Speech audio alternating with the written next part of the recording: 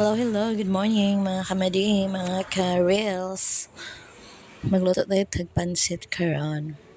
Sin guys, igisa mo na yung bawang at sibuyas. Yan. Then yung karne guys, igisa mo rin.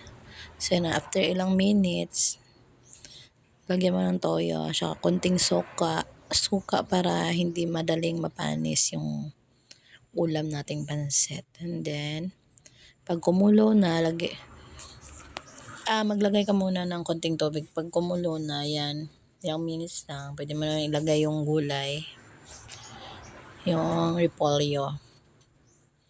Tsaka after ilang minutes, mix, pwede mo na ilagay yung pansit.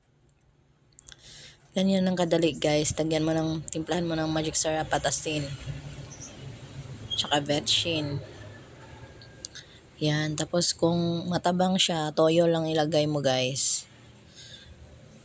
Lagyan mo na lang ng toyo pag hindi pa siya malasa.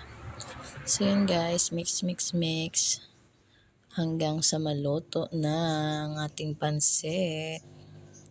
So yummy. Masarap din to guys pag may natira kang pansit guys. Magagawin mo siyang lomi.